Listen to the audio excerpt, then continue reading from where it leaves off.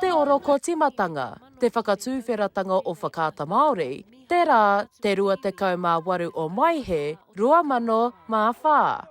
He hoki ngā mahara mō enei kaimahi ōmua ngā upoko o Mahitahi Media a te arahi rawa ko Jade Maipi, he timatanga hou. I taua wā, te rā i tūwhera Whakaata Māori i te kāinga mau ko te arahi e mātaki ana.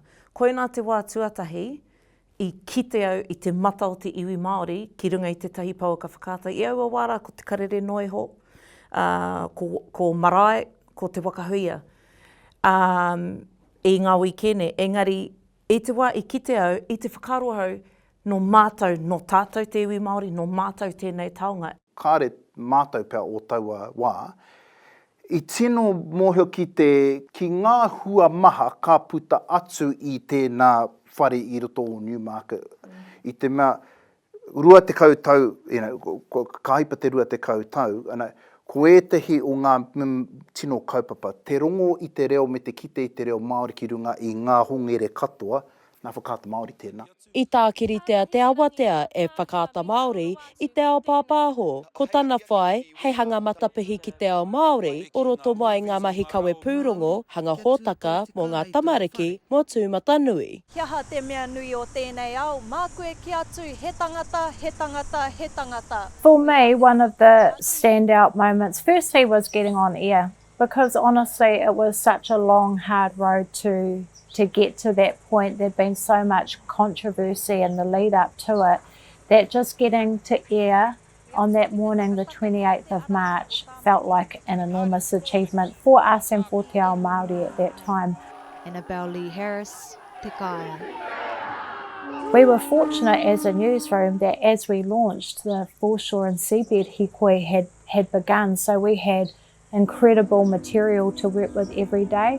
For me, covering the crossing of the harbour bridge, my friend Ika Nui Kingi Waioa covered the first half of the bridge, and then I took over the story across the second half of the bridge. That was an incredible moment.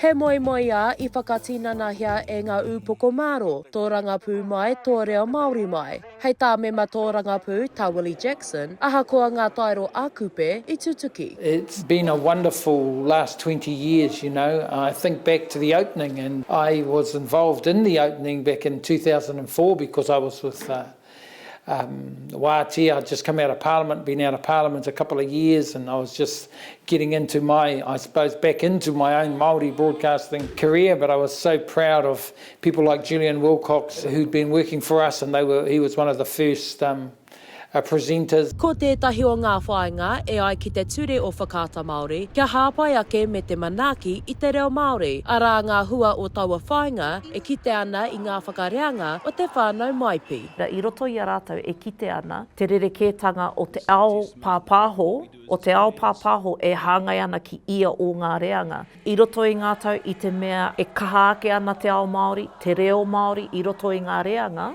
I roto I ngā reanga o aku tamariki, kei tēnei puna e hohonu ake ana te ao Māori ki tēnei hunga. I te kainamutanga mai o te huringa tau rua tekau, ka titiro whakamua ngā kaimahi o mua ki te rua tekau tau te haere ake nei. I hope that the Whakaata Māori adapts to all the challenges around it. It's a really, really tough market. I hope that they're able to adjust in terms of what's happening in the digital sense, you know. The government has to continue funding and resourcing our entity. They asked me, how long does this have to go on for? I says, well, you know, Pākehā TV got a 40-year start, so put 40 years on top of it, you know. Ki te kotahi tātou, ka tika te tutuki, ka whai hua, ka koke whakamua, ka whanaki. Kia titia tonu ki te ngākau. Koira.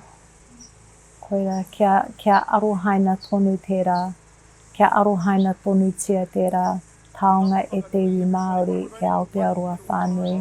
Koira pia taku tino wawata o Whakaata Māori. Hei ngā wiki e tū mai nei, whakanuia ai te kaupapa o Whakaata Māori. Shakaila Andrews Alapaku, Tahu News.